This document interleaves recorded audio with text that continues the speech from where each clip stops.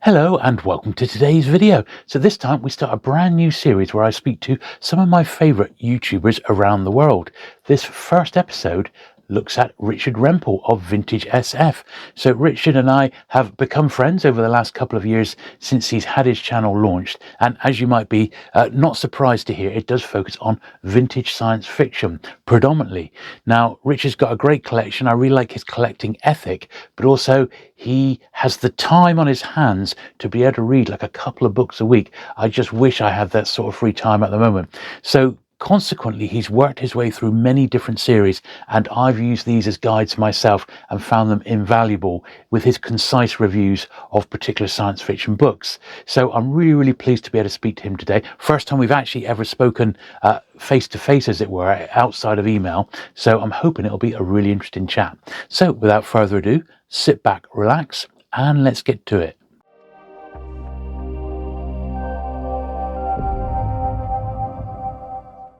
Well, hello, Richard. Thank you for joining me in the first of a brand new series where I look at YouTubers who I've been really enjoying over the last sort of few years.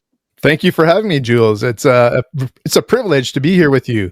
I've really enjoyed your channel ever since I started watching BookTube. Well, that is really good to hear. So in March, I actually hit 6 years on YouTube, but I know just recently, literally on your last video, it was 2 years for yourself, wasn't it? That's right, April 17th. I thought it had been longer, actually, for yourself. So it felt like longer. But like me, you put out quite a bit of content, don't you? I do. For a while, I was doing 3 videos a week, and now I'm down to 2 videos a week. But I like to also put posts up about some information about books collections as well. Yeah, I try and do 3 a week. Plus, I've got a cleaning one once a week as well, which I'm doing, which is like 4. Now I'm doing a members only video as well, which makes it 5. So yeah, I just do what I can actually got time for, that can be a bit crazy in all honesty. So this week I've only done like a couple, but that's fine. I don't mind. It's I'd rather have better content than just put something out for the sake of putting something out. And as I'm sure you're aware, some of these things take a lot of research, don't they? Before you can just turn the camera on and do a video. Well, before we sort of talk about Vintage SF, the YouTube channel, can you tell us a bit about your sort of life history, Richard? How, you're in Canada for starters, but were you always in Canada? Were you born and bred there? Yes, I was born in southern Manitoba. Manitoba's in the very middle of the country, in the prairies, basically where the prairies meets the, we call it shield country, where you have lakes and rocks and fir trees. So we have that transition in our province. And I grew up on a farm south of Winnipeg in Manitoba.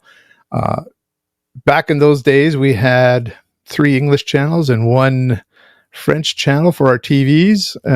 And I went to school in a school that had 2 rooms for elementary school, 3 grades in each room. So I was in a very small community. And I think I was born in the 60s. One of my first exposures to science fiction was my dad watching the original Star Trek series. And I didn't often get to stay with him to see that, but it definitely was something that piqued my curiosity. And from there, I was looking in the school library and I found some books by H.G. Wells and Jules Verne. I believe they were sort of abridged children editions, and I got into reading some of those. From there, Canada, we're part of the Commonwealth. So for Canada, our national broadcaster, CBC, would pick up some BBC series, or I'm not sure, perhaps it was ITV series as well. And I remember series like UFO and Space 1999, which I've heard you talk about, as some early 1970s shows that I watched. Yeah, they were on ITV over here, those ones, yeah. Yeah. I think we shared some same background there, because also when I was in school in grade 9, I was assigned a book that I had to read. And this is the Fawcett copy that I had. Never had heard of John Wyndham at that point, but I fell in love with him. And so when the Penguin series came out, with Peter Lord as the cover artist, I started collecting some of those books. And so that was one of those first, I guess you would say, literary experiences I had with science fiction. And in my library in school, I found things like Planet of the Apes or Ray Bradbury, Isaac Asimov, Robert A. Heinlein. And so that was where my interest in the genre took off. Interesting. Like you say, quite similar to mine. My school library had Dare the Triffids and Quatermass 2 in the Penguin editions. But also, the BBC did the adaptation, the TV adaptation of Dare the Triffids. I think it was 1980. John Duttine in the title role, and had a cover of the Radio Times, and that was just fantastic for someone of that age. And I immediately searched for the source material and then started working my way through the Wyndhams. And I could have only been 10 or 11 at the time. But that was when I remember reading science fiction that wasn't, say, a Doctor Who book, a Doctor Who paperback, which I was religiously buying and reading as they were coming out each month. But proper science fiction, that was the start of it for me. And there was always other stuff. There was back then there was so many secondhand bookshops, and I would always be attracted to sort of the TV and movie tie-in stuff and science fiction, a little bit of horror. So I would pick up the Pan Book of Horror Stories, for example. That series I used to like, but the other ones that were around at the time weren't quite on my radar. But I remember back then moving from Wyndham and reading sort of the Asimovs and Arthur C. Clarke, who was also on TV with his Mysterious World series, and finding the early Asimov stuff a little bit clunky, the early robot stuff, not enjoying that so much as Wyndham's End of the World or Stories with a Twist, which I was just, not only did I enjoy reading them, I enjoyed talking to other people about those books as well. And I think that's probably my proper science fiction origins. And from there, I read quite a bit, before I was even 18. But then I did start looking around at other genres. I was working in the book trade then, in my early 20s, and you end up reading stuff that you're seeing at work. And I ended up reading. I kept my job when I first joined the book trade was always running the science fiction section, but you'd be asked to read other genre fiction. I would read some crime. I'd read horror. I'd try and steer clear of just general fiction as much as I possibly could. But the thing is, as you well know, with science fiction, it's such a huge subject, isn't it? And that's why I enjoy watching your channel, and of course our friend Steve, the Outlaw Bookseller, and he and I both, as you know, worked in Waterstones as buyers at the same time, and prior to that, bookshop changed before even Waterstones. But I'm always learning something new from watching yourself, and I do like your little capsule reviews as well. They really attract me. But anyway, that's slightly off the subject. But that would be my origins. How I sort of got into science fiction per se, and quite similar. So that was your younger period of life. What did you do sort of as an adult then? I'll just mention when you're talking about adaptations of media, I definitely got into the James Blish adaptations of Star Trek, and I did buy, and I wish I still had a couple of those UFO books that I've seen on your channel as well.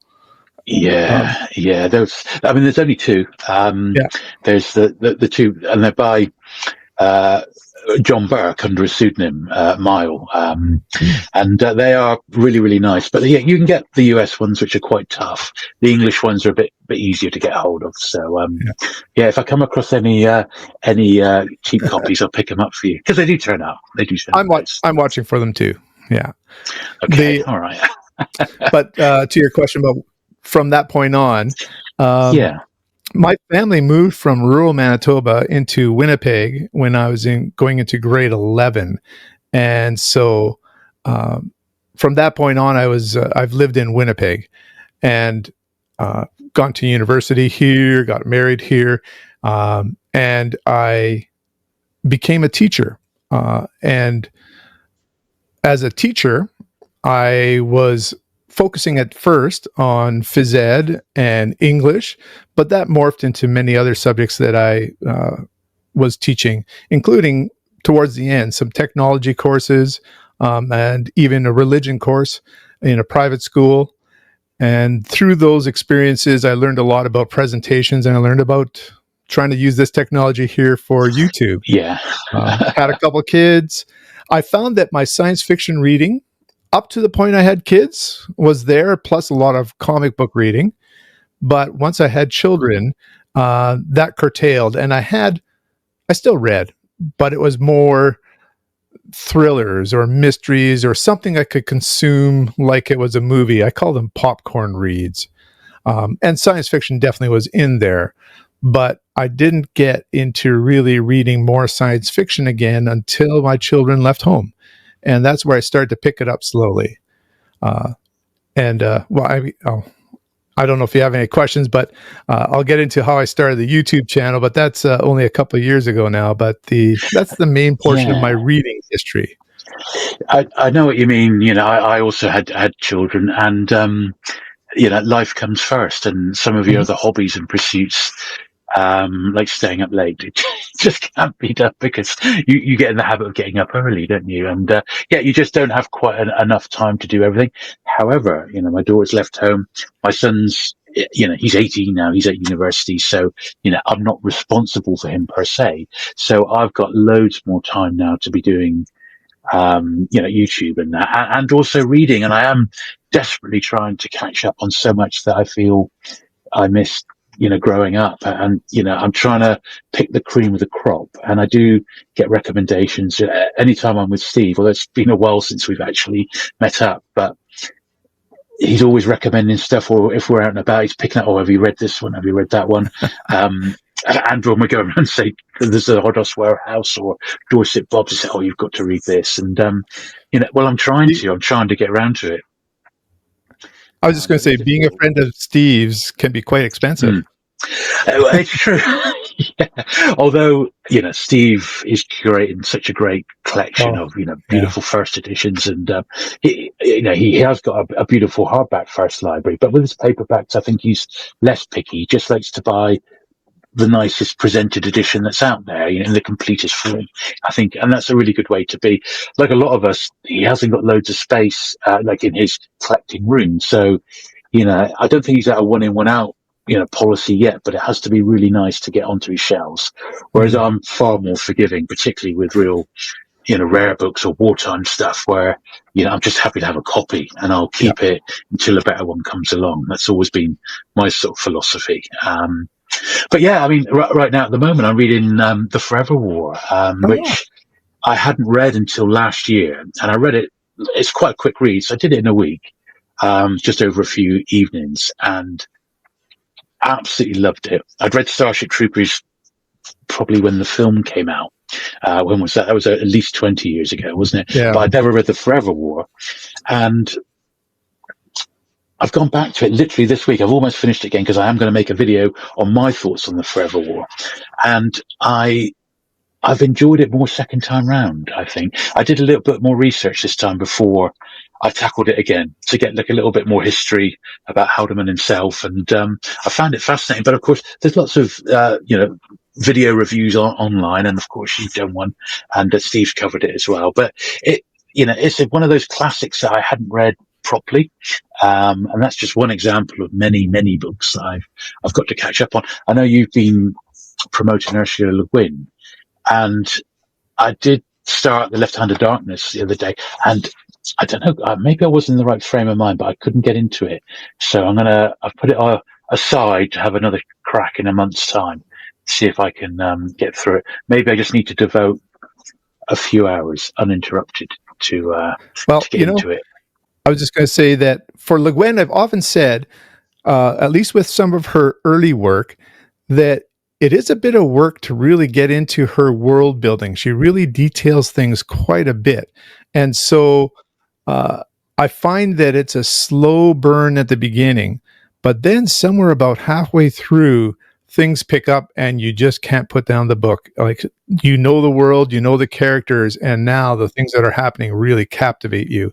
I found it that way too with her fantasy work in Earthsea, at least at the beginning, which is more of children's literature, but it doesn't read that way.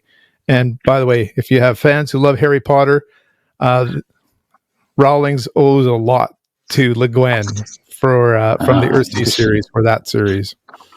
That was sort of your adult life and having the children, very similar to mine, really.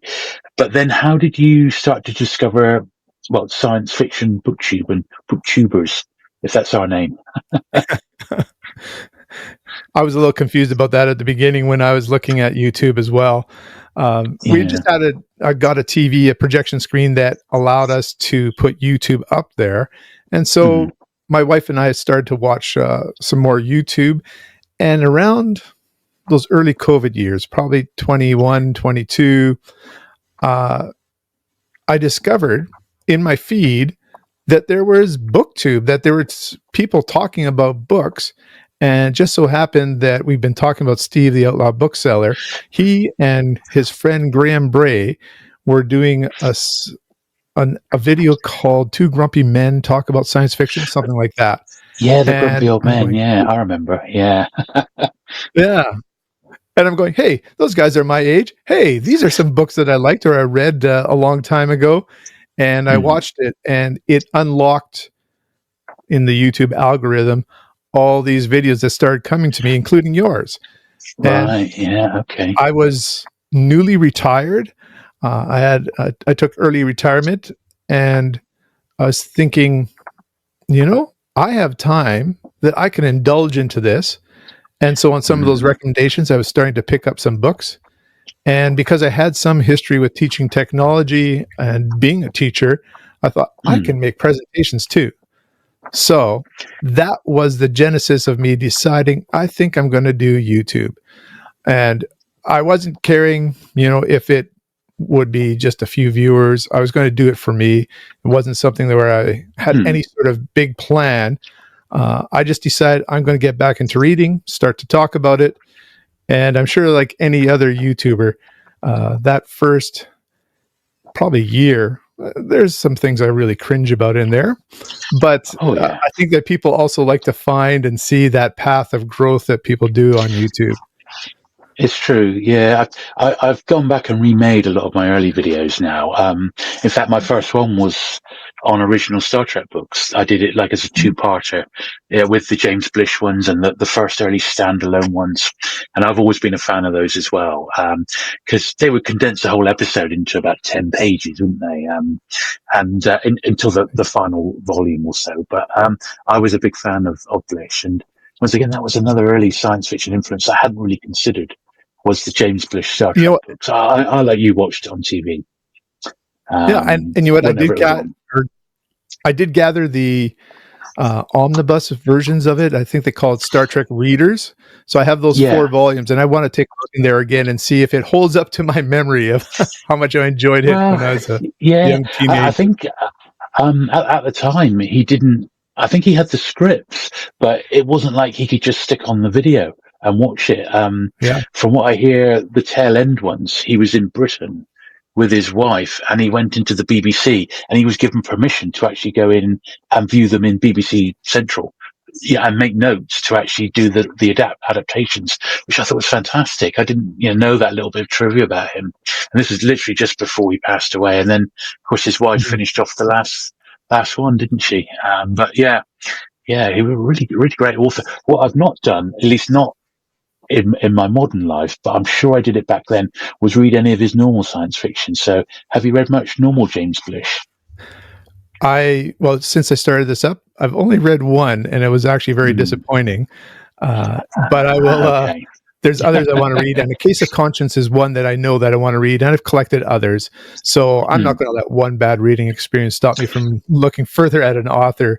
That's just not fair. And so I try to, and sometimes I reread. I had a bad experience, or not a bad experience, but I read Starship Trooper for the first time after seeing the movie.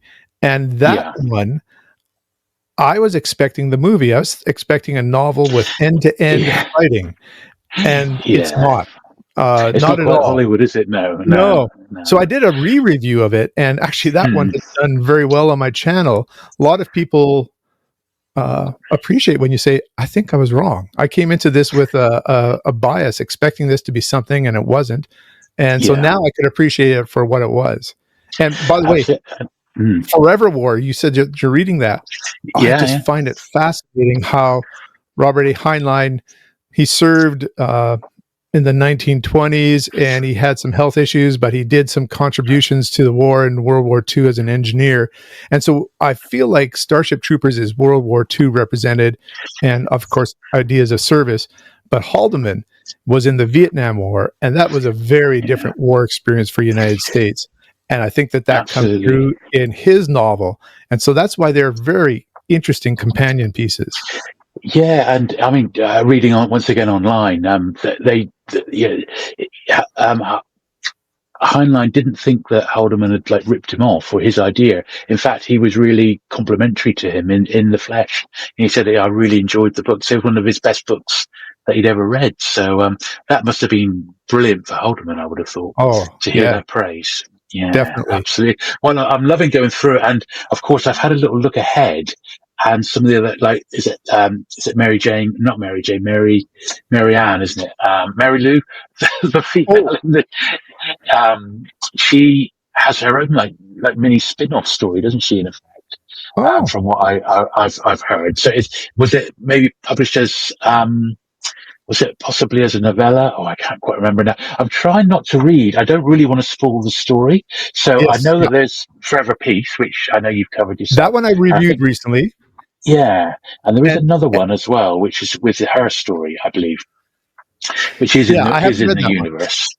Yeah, I'm quite keen to do that, but I want to do it in the right order. And I'm trying not to look online to see what I don't want it to give it away. Basically, I don't want to spoil any sort of surprises. But I've enjoyed rereading it. Certainly, Forever War. It's been great. That's one of the things for myself. If there's a book I'm planning to review in a few weeks or in a month or so, I'm going, I don't think I want to watch this other booktuber's take on it. I would like to come into it kind of fresh with my own take and the research I do for it as well. So it's a little bit of a give and take in terms of watching some people do reviews. No, absolutely right. I haven't actually gone back and watched. I watched them, when they went out, like Steve's take on it and your own. But I've not. Now that I know in my head, I've started making notes as I've been going through. I've not been going and looking at the other reviews because, I want to give it my own sort of spin, I suppose, about because I'm certainly not learned in the world of science fiction. It's such a vast field, isn't it? I am more a collector than a reader, and I spend a lot of my time enjoying the collecting and the thrill of the hunt. But that all takes time. So that could be time I could be sat down actually reading the book. So when I'm not working, and maybe I'm just doing YouTube and maybe selling books secondhand, I think I'll have a bit more time then, and I'll get some more reading in, like you're doing yourself. And I'm picking up collecting. That's a natural. If you want to read, especially vintage SF. That's what I called it. Older SF. Then collecting is sort of a natural outcome there. Now that does bring us to the collecting bit, because I do like the way that you collect. So you'll take a series like the Ace Science Fiction specials, really go into it in detail, series 1, series 2, series 3, collect them, complete them, and review them, read them and review them in order as well, which I think is a great way of doing it. That certainly when I saw those, I was aware of them, and I actually already owned a few, but it was only when you sort of highlighted them and you did the checklist, and I thought, that was, I've got to try and get as many of these as possible. I haven't finished them. I'm only missing a few from series 1 now, and I've got the tough ones out of the way. Left Hand of Darkness, in particular, is a pricey one. But second and third series, I've only got a handful for each of them, and I'm still looking for newer months. So sadly, that might be a tough one in any printing, to be honest. But I'd like it in the first if possible. So that was great. And then, fairly recently, the Glance Science Fiction Masterworks, and I mean, I was bookselling when they were being first published. I remember them being first published, and we had good stocks of them. Those original 10 hardbacks are beautiful, and I'd love to get those back. But I just this morning, I saw a YouTuber. I think he calls himself the SF Retirement Collector or something like that. I have come across him actually. Yeah, yeah, he's from your country, and Yeah. he has a set of those 10 white-spined hardcover SF Masterworks. They're, to me, I think they're the most beautiful, and I've never seen one personally. I know that they're very expensive too, but if I ever came across one of those in the wild, I would pick it up right away. That's right. When I was recently at Dorset Bob's, I asked him if he had any, and he just sold one of them. I think it was the Alfred Bester. He just sold, but I mean, you do see them up to like £50, but I think 30 to 40 is a fair price, with maybe June twice that. But you've got to be patient to wait for them to turn up. There is a very nice set, a very, very nice set on eBay at the moment. It's £1,000, which is a little rich for that, I would think. Certainly for books that we've all got probably multiple times as well. But they are beautiful editions.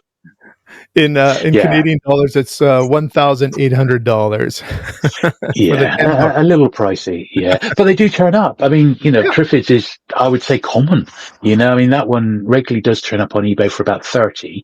It's just, how strict you want to be on condition. And if I'm buying hardbacks, I want to be pretty strict on them, really. And if you're going to buy one, you might as well buy the best you can possibly find.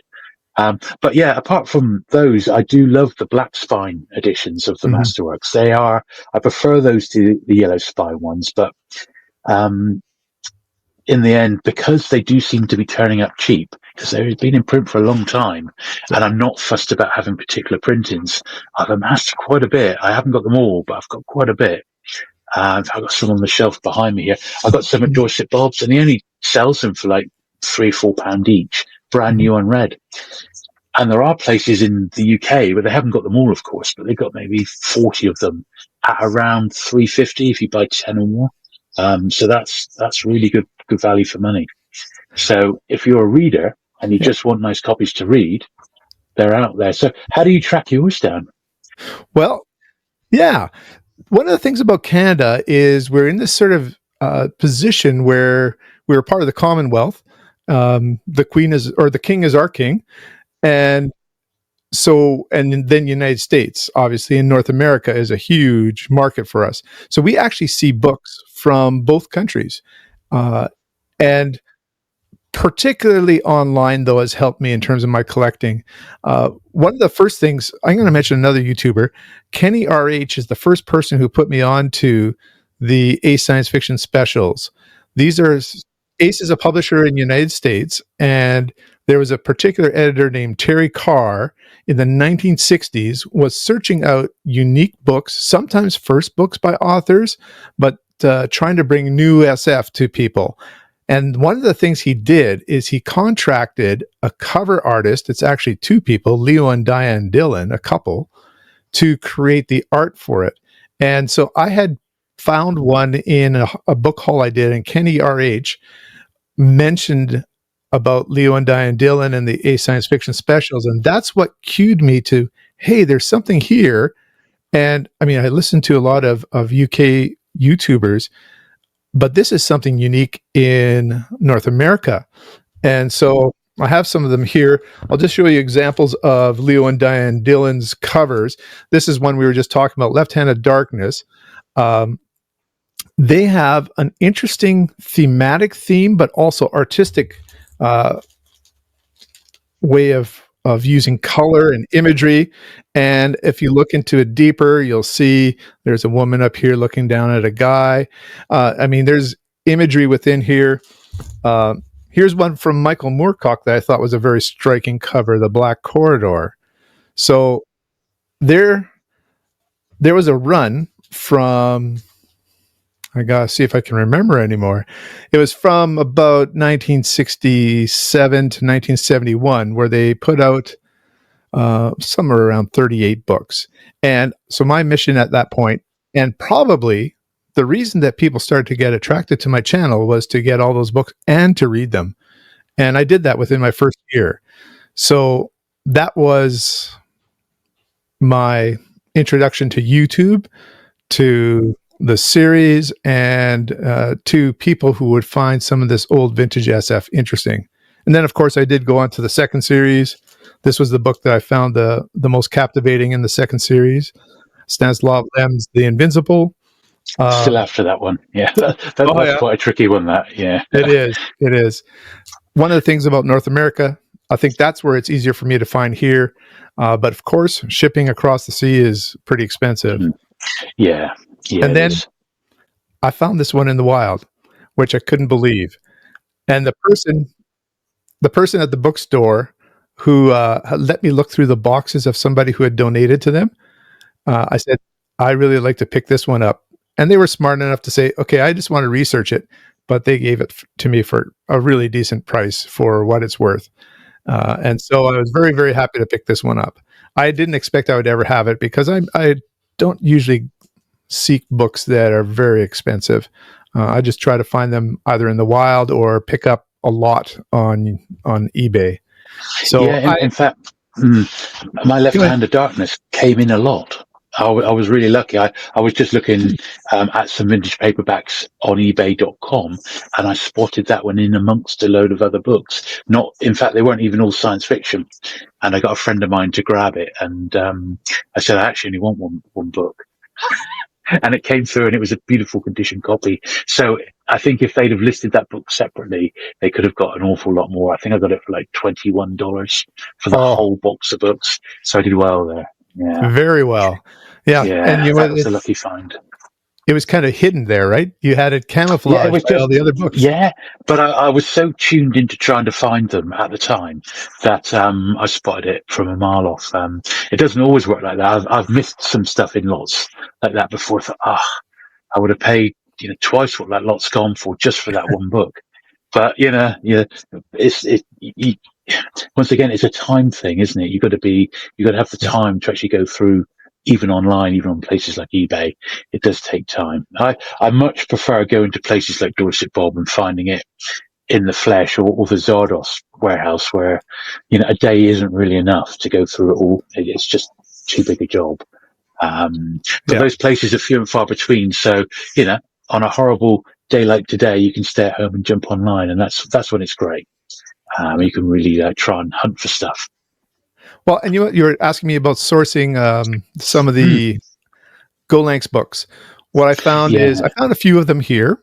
And when I travel into the United States or around Canada, I always look for books. I've actually found a number of the Gateway omnibuses, which is behind me here, those larger ones, which was surprising. But then there's a couple online dealers from the UK that offer them quite cheap, as you were saying. I think these are almost kind of like discount books that you would have in your bookstores, and they're a series. And just like classics or other ones, you can get those for quite reasonable prices. And so I would order big lots. I would order 10 books at a time, and get free shipping or very reduced shipping. I don't want to mention a dealer, but there's one big dealer that would give free shipping at a certain amount that you would order. And so then I started cherry picking what I wanted, and it got carried away. But I was able to gather many masterworks that way. And then I wanted to research it. I'm a researcher, so I want to research series. I really enjoy publisher series, as I know you do. And I don't want to be a completist on this one. I have a few of the black spine versions, the yellow spine versions, even one of the best of versions. And as I said, I'd love to find one of those white spine hardbacks, but otherwise I'm pretty satisfied with how I've built the library here. Oh, that's okay. I mean, I'm just picking on what I'm coming across at the moment. I've got a couple in both black spine and yellow spine, but we'll see how the collection goes. I really do like the black ones, so I think I'll probably keep grabbing those when they turn up. But potentially, I'll if I've got a double, I'll get rid of that. So, of course, that was one of the ones that isn't reprinted, isn't it? As a yellow spine. That's one of the reasons there's two of them. And that I want to make sure that I did find these in the black spine. I'm finding something interesting. I don't know if you see it. The ones that were printed in the early 2000s all have these numbers here. I think they're starting to reprint them with a blank circle there. I recently saw The Shrinking Man and one more that had no number in there, and so I'm not sure what's going on there. If Golanx is going back to reprinting some of the black ones. No, I can't see it, but who knows? Yeah. I don't know. Steve would be the one to ask, because obviously he's in the book game like right now, so he's got access to books in print and what have you. So he probably knows if this still is a Golanx rep. Certainly, I remember my Golanx rep was Kay when I was in the book game, and she did it for 20 years, and she was always a very popular rep because they had Terry Pratchett in hardback, who was a bestseller. So I always got on well with her because I would sell so much Terry Pratchett back in the day. Fantastic. So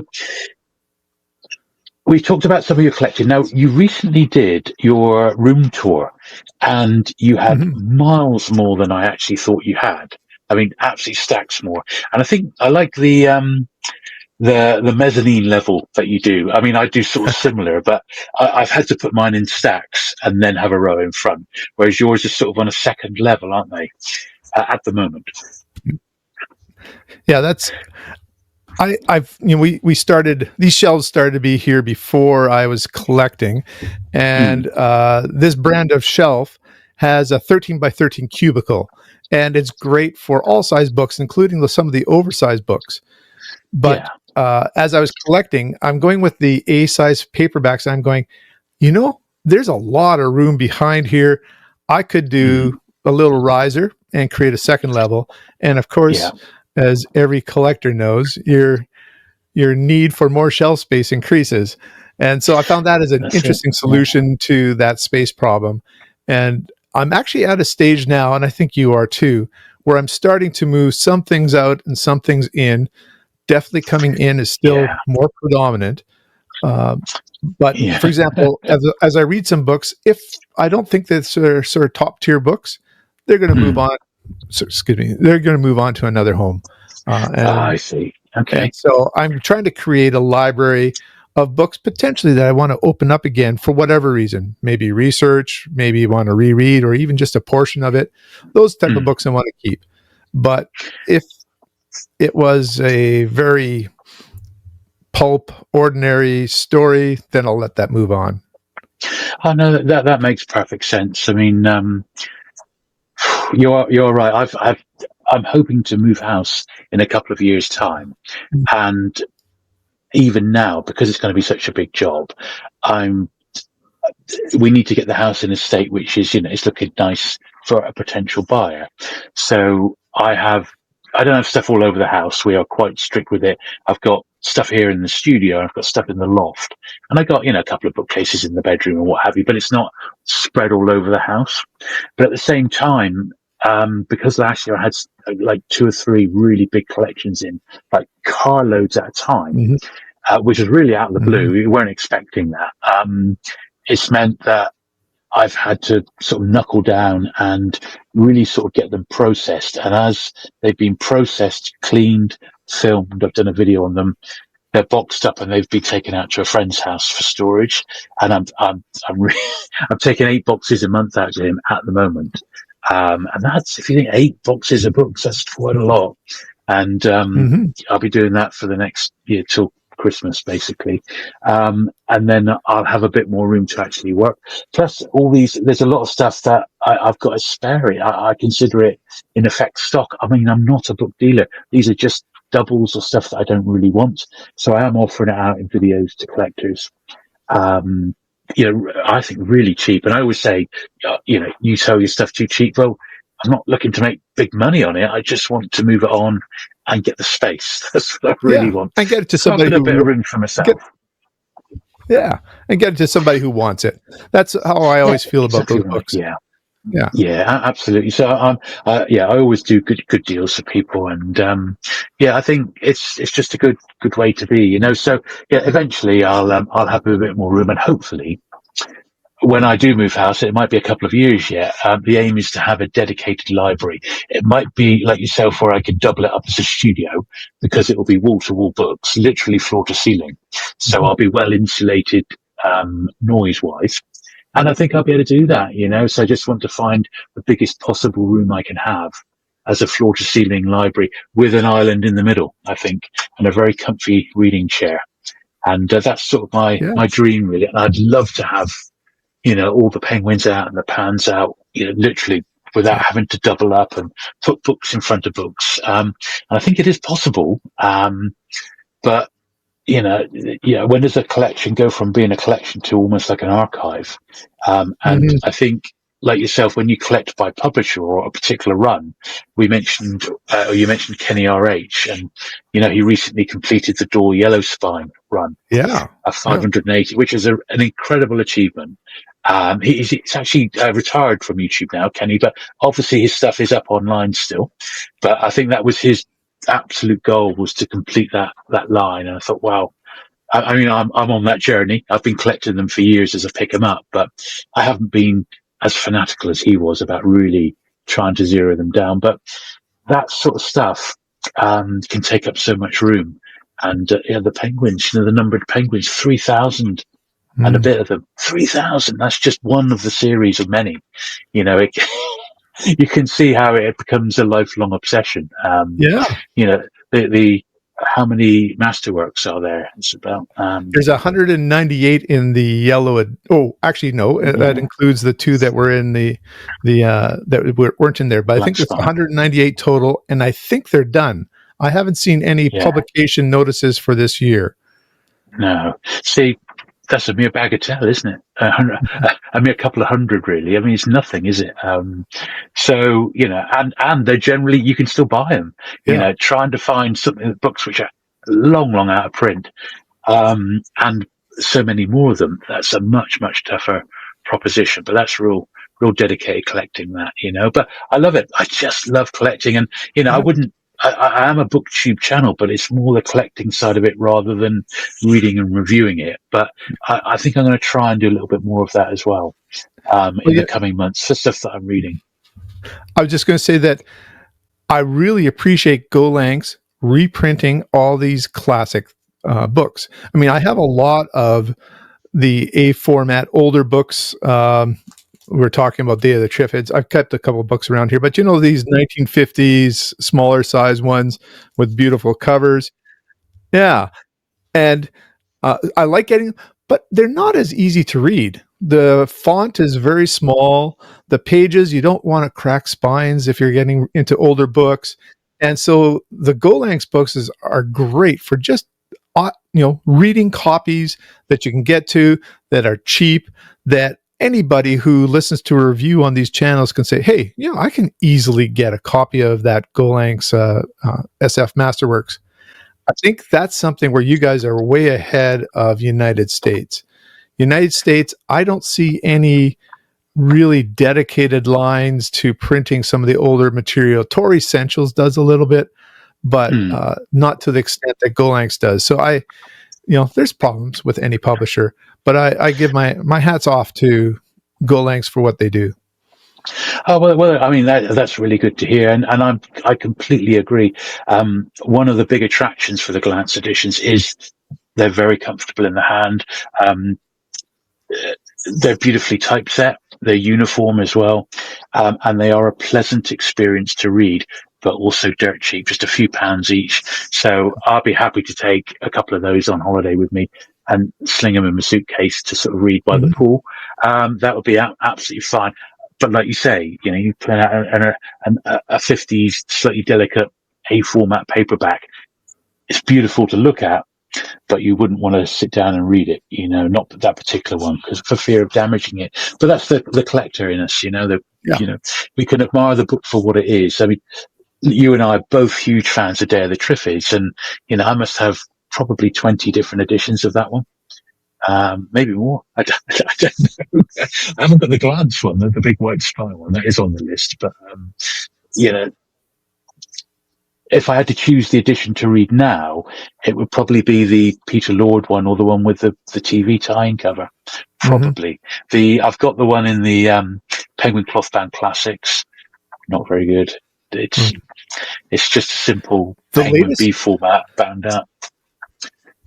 Yeah, the latest Penguin formats for John Wyndham that came out, I think, in around 2010, Hmm. They have awful cover art, in my opinion. All those, yeah, no, I agree. Yeah, Yeah, I sometimes I hope that wonder they where they're come out coming with from. another run on Penguin on these. I hope they do. Yeah, I mean, they are particularly good.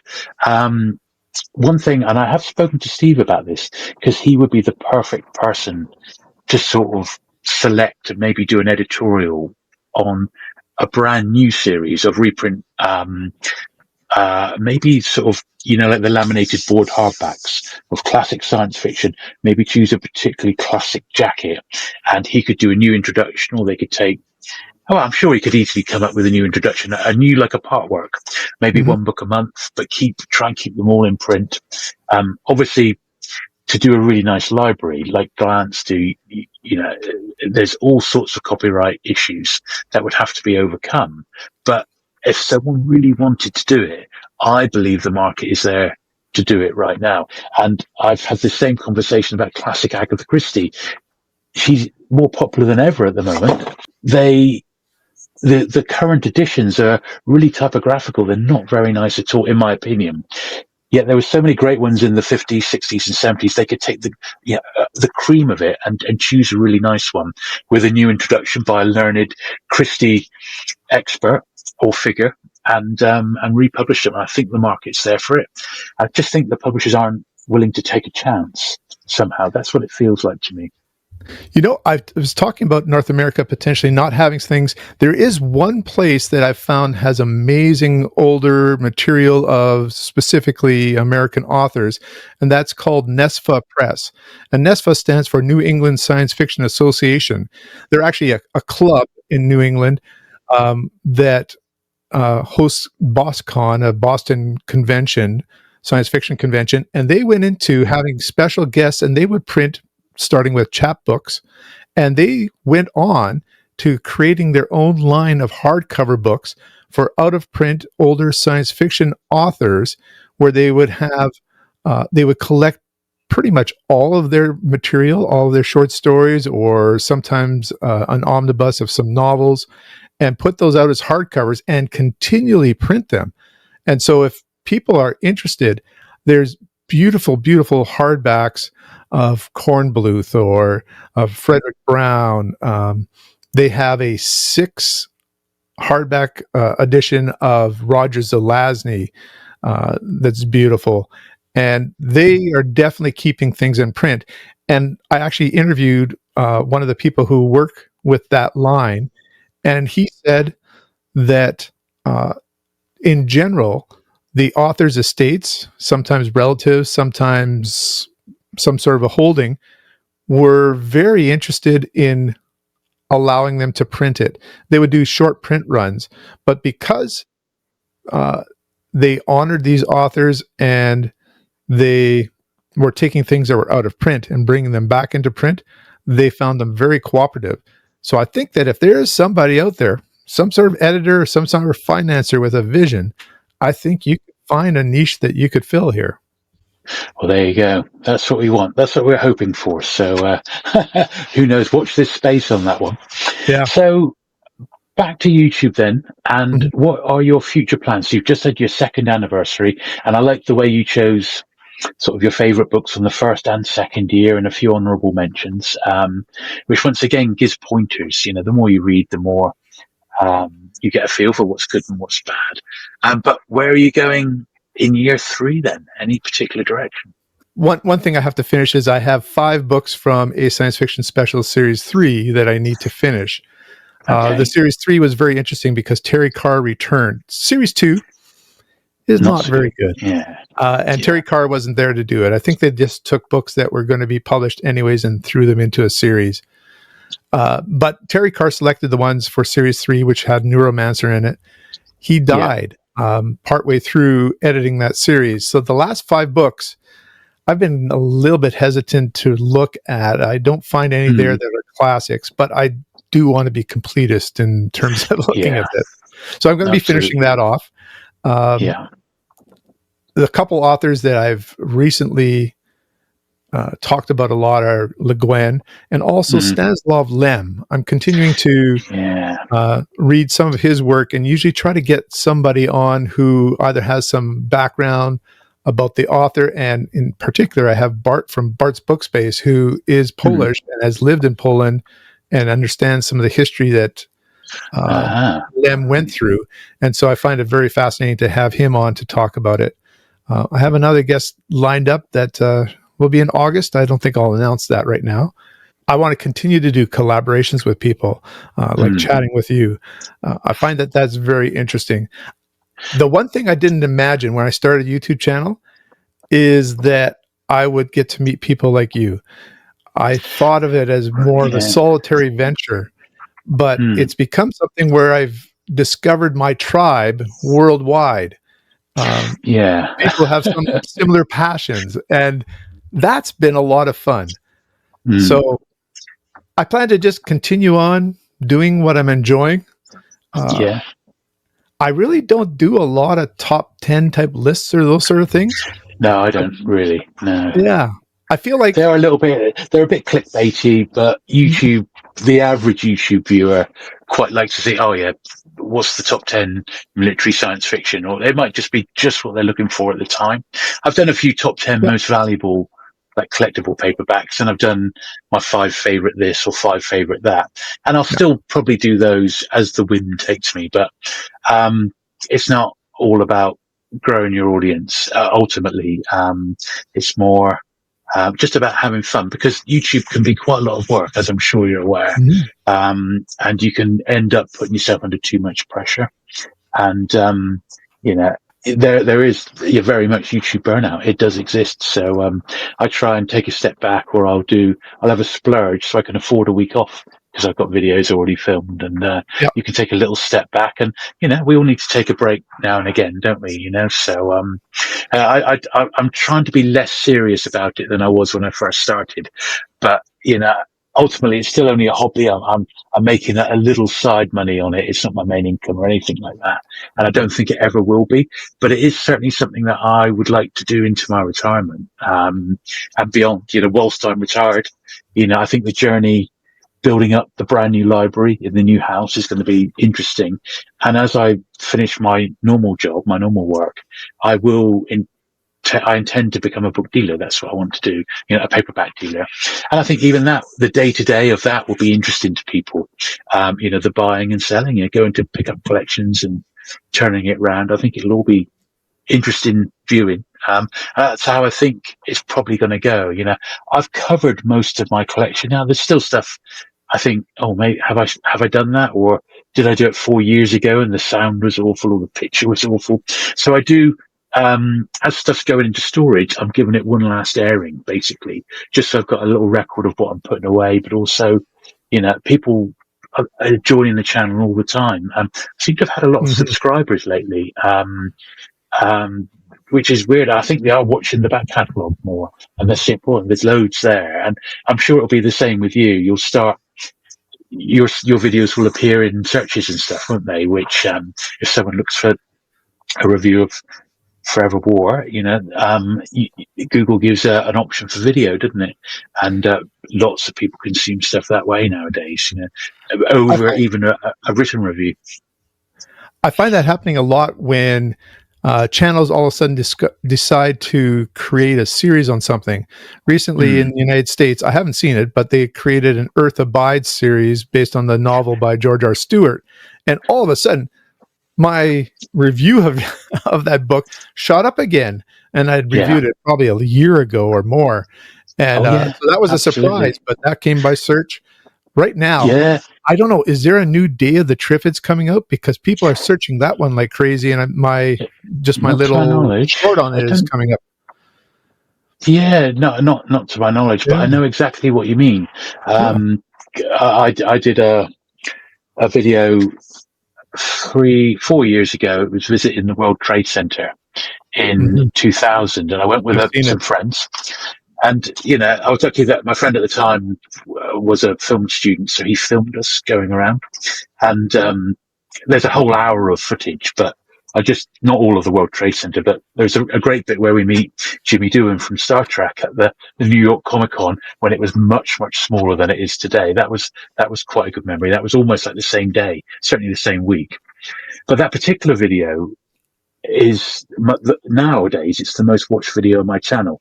I used to have some retro gaming videos which were over 500,000 views on them, but I took them all down because when I started 6 or 7 years ago, it was absolutely fine to put these sort of how-to guides up, how to play old retro games on your mobile phone or tablet. But nowadays, the companies have realized that is actually, it's their stuff, even if it's from 40 years ago, and there is a value to it. So they were getting a little bit twitchy about people putting those sorts of things up, even though, they're not making any money from it. So I thought, well, I'm not taking that risk. I don't want to ruin my channel. So I just removed all that content. So consequently, the World Trade Center video is now the most viewed one on the channel. I don't know exactly what it is, a couple of 100,000.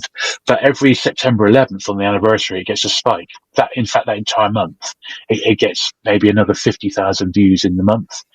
And the last time it went really hot, if you typed in World Trade Center and then videos, it was like the 18th or 19th video down on a Google search.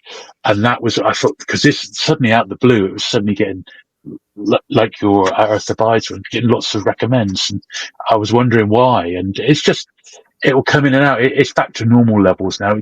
Still gets like 50 a day, that one, if you could believe it. That's just that one video, which is quite mad, isn't it, really, when you think about it? So you get a few videos like that, it can really help your channel. One of the things that I moved from the beginning, I was trying to review maybe 2 or 3 books in a video, and I think I'm kind of one of the more, there's not as many of us now that are reviewing one book at a time, but I decided to go into looking at the author, etc., and the book, because I felt like each video should be contained and searchable, and that would be a way of people finding me. I know that Apple TV Plus is going to be doing this one as a TV series soon, and I have a feeling that one is going to be found again quite often in searches. I want to put out the best product I can. I want to enjoy what I'm doing. I'm definitely aware of people who are watching videos. I guess I'm trying not to go a strategic route. Instead, go with what I enjoy. And I think that in the end is going to work out to be the best. And you were asking my future of the channel. When I began, I had this kind of Star Trek 5-year mission. But with the amount of books I have a feeling it's more like a 10-year mission. And if I film it all, great. If not, know that when my channel ends, I'll still be continuing to read. That's brilliant. Oh, well, that's I think a great way to finish this chat, Richard. So, well, if anyone at home has not checked out Richard's channel, Vintage SF, obviously there'll be links down below, so you can go directly there. And it is a whole wealth of, well, it's a goldmine of reviews and really interesting content that I've been enjoying for a long time. So, yeah, long may you continue in that vein, Richard. Thank you. It was a pleasure to talk with you. Long overdue. We've chatted quite a bit, so I really enjoyed chatting with you face to face. Yeah, it was good. Yeah, it's only ever been through email, hasn't it? So it's been good. So I'm going to say it publicly now. So I want to get my next guest I want to have on is of course our friend Steve, the Outlook Bookseller. But rather than do it this way, this is hopefully going to be the impetus for us to actually meet and we can have a proper sit down. So Steve, I'm sure you're watching this. This is my invitation to you to say, we got to meet up. We want to be doing this next time. So that's going to be number 2, hopefully sooner rather than later. Brilliant. Well, look, thanks again, Richard, for coming on. I've really enjoyed our chat. Fascinating as always. And yeah, you have a good rest of the day. All right, mate. All right. Thank you very much. All the best. Thank you. Bye. Bye.